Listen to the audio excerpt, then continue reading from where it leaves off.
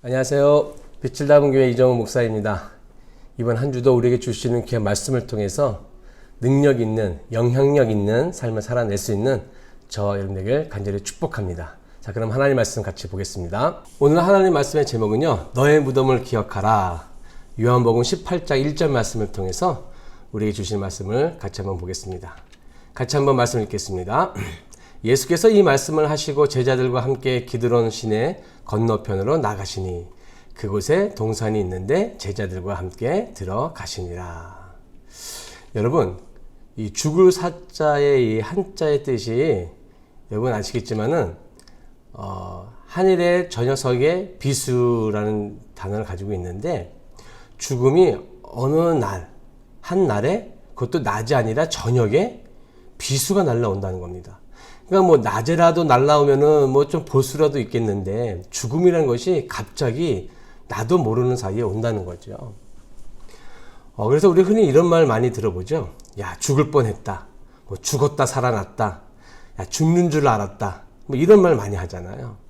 그리고 제 주변에도 정말 죽었다 살아나신 분들 이렇게 이야기 들어보면 그런 말들을 참 많이 하십니다. 나의 삶을 이제 내 것이 아니다.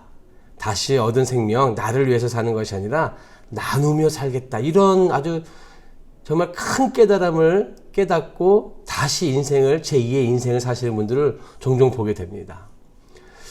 정말로 값진 깨달음이죠. 그냥 얻어지는 것이 아닙니다. 그냥 뭐 책상 앞에서 벤치에 앉아 있다가 뭐 우연히 깨달아지는 그런 것도 아니고요. 이런 분들은 정말 처절한 죽음 앞에 늪을 헤치면서 그런 고독한 죽음의 그 터널을 거치면서 터득하게 된 정말 생명의 깨달음인 거죠. 제가 그래서 죽다라는 단어를 그 한국어 사전에서 찾아봤더니 이렇게 풀이되어 있는데 참 잘 해석한 것 같아요. 생명이 끊어지다. 죽는다라는 것은요, 생명이 끊어진다. 이거 어떻게 단순히 생각하면 맞는 말이지 라고 생각할 수 있는데, 여러분, 우리 예수 믿는 사람들의 입장에서 보면요, 이거만큼 정말로 잘 해석한 단어가 없는 것 같아요. 우리는 흙으로 지어졌습니다. 그렇죠? 그 흙의 특징 중에 하나가 뭐냐면 생명입니다. 흙은요, 모든 만물에 생명을 부어줍니다. 아무것도 없는 그 벌판에요, 꽃이 피기 시작하고요. 어디서 날아왔는지 그 씨앗에 생명을 불어주는 게 흙이에요. 근데 그 흙이 역할인 생명을, 그 흙으로 우리 인간을 만드셨잖아요, 하나님이. 그러면 우리 인간은 어떤 삶을 살아야 되니까 생명력 있는 삶을 살아야 되는데 그게 끊어졌어요. 죽은 거죠. 후 하고 내뱉는 호흡이 끊어지면 죽는 것처럼 영적으로도 내 생명력 있는 삶을 살지 못하면 그 사람도 영적으로 또한 죽은 사람입니다. 그러니 이 생명이라는 것은 죽음과 동전의 앞면과 뒷면과 같은 것 같아요. 죽음 속에서 생명이 얼마나 고귀한지를 우리가 깨닫게 되는 거죠. 그래서 어떤 분이 이런 말을 하셨어요. 저도 참 이 문장이 참 멋있는데, 오늘은 누군가에게는 그렇게 간절히 바랬던 내일이다. 제가 통계를 봤더니 2019년 우리나라에서 암으로 사망한 사람의 통계가 8만 명입니다. 그러면 하루에 220여 명 정도가 죽은 거예요. 생명이 끊어진 겁니다. 그분들이 내일을 얼마나 기대하셨겠어요. 그 기대하셨던 내일을 우리가 오늘 살고 있는 겁니다, 여러분. 전도서 12장 1절 말씀. 너는 청년의 때에 너의 창조주를 기억하라. 곧 곤고한 날이 이르기 전에 나는 아무 낙이 없다고 할 해들이 가깝기 전에. 여러분, 이스라엘 백성들은요, 여기 보면 너의 창조주를 기억하라 라고 했는데, 이 말을 이렇게 바꾸어 말하기도 한다고 합니다. 너의 무덤을 기억하라. 얼마나 지혜로운 말인지 몰라요. 무덤을 기억할 때 그 뒷면에 있는 뭘 생각하는 거예요? 생명을 생각한다는 거죠. 여러분, 맹모삼천지교라는 말 많이 들어보셨죠? 맹자의 엄마가 맹자를 교육시킬 때 그 교육의 환경이 얼마나 중요한지를 보여주는 글입니다. 그런데 이 맹모삼천지교가 재해석되죠. 어떻게 해석되냐면 그렇게 똑똑한 맹자의 엄마가 3번이나 이사를 하겠냐 이거예요. 일부러. 실수로 말이죠. 그렇지 않다라는 거죠. 맹자의 엄마는 이 맹자에게 우선적으로 가르쳐주고 싶었던 게 있었던 거죠. 그게 뭐냐면 사람들의 삶이에요. 죽음. 맹자는 그 공동묘지 옆에서 늘 사람들이 죽어가는 모습을 보면서 인생에서의 삶과 죽음을 귀한 진리를 깨닫는 거죠. 그렇게 삶과 죽음을 깨달은 자가 이 세상에 살 때 장사하는 것, 공부하는 것 헛되이 하지 않는다는 거죠. 로마 카타콤이라고 로마 황제가 기독교인들을 박해할 때 기독교인들이 지하로 숨어 들어갔습니다. 그곳이 어디냐면 지하의 무덤이었어요. 근데 그 무덤에 보면 지하에 우리나라처럼 그냥 묘를 세우고 그런 것이 아니라 그 지하는 그들이 생활하던 곳입니다. 근데 그 생활하던 그 통로에 뭐가 있냐면 옆으로 이렇게 공간을 만들어서 사람이 죽었을 때 거기다 시신을 놔두는 거예요. 물론 이제 부패하지 않게 만들겠죠.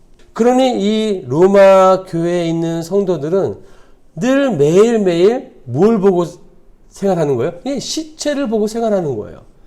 그 시체를 보면서 또 뭘 느끼겠어요? 죽음을 생각하겠죠.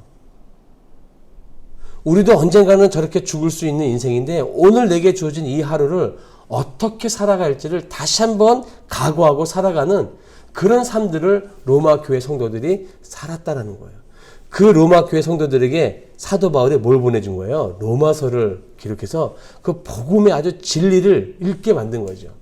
그래서 핍박은 받았지만 300년이 지난 뒤에 로마는 기독교를 국교로 바꾸는 그런 놀라운 일들이 일어나게 됩니다. 이처럼 죽음을 늘 매일매일 생각하면서 그 하루를 정말 생명력 있는 삶으로 살아가는 사람들에게는 이런 놀라운 일들이 일어나게 되어 있던 것이었습니다. 여러분, 오늘 본문 한번 보세요. 예수께서 이 말씀을 하시고 제자들과 함께 기드론 시내 건너편으로 나가시니 그곳에 동산이 있는데 제자들과 함께 들어가시니라.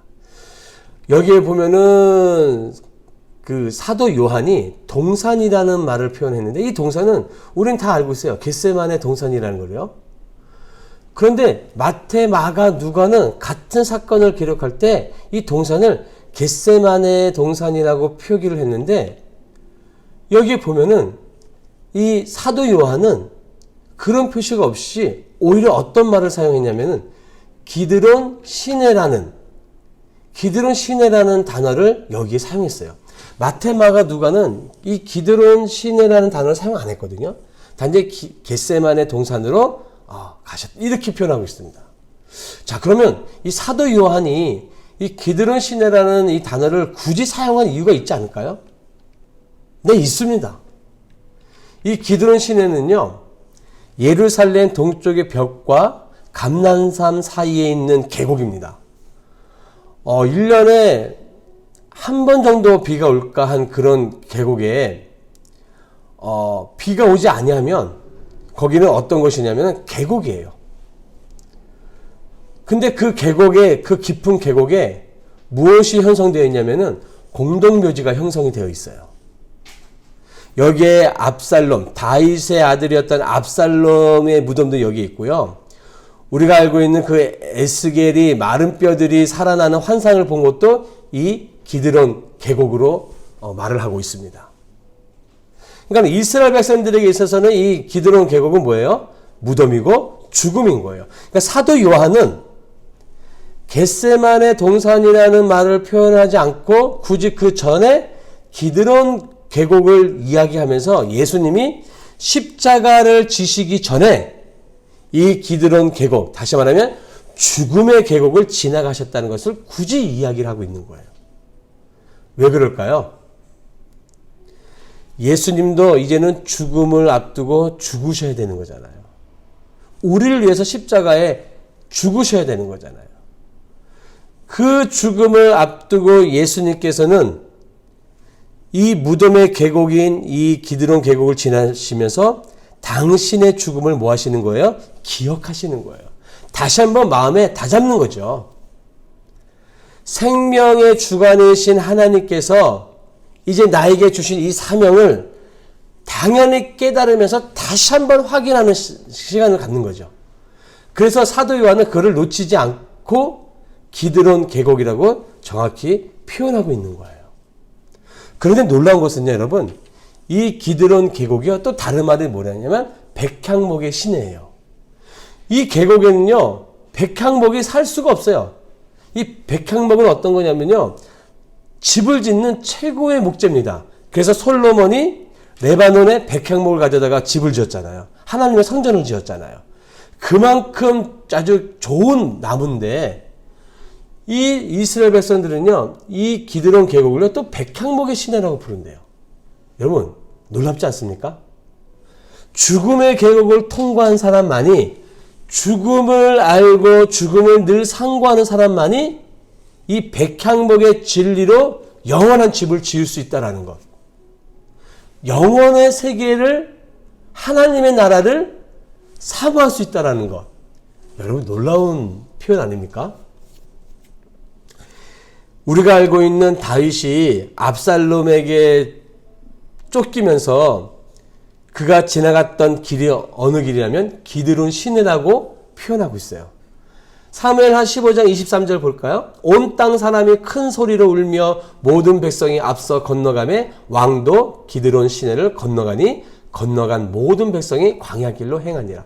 기드론 시내, 여러분 얼마나 비참합니까? 자기 아들에게 배신을 당해서 기드론 시내를 지나가는 거예요. 뭐요? 무덤을 지나가는 거예요. 죽음을 지나가는 거예요.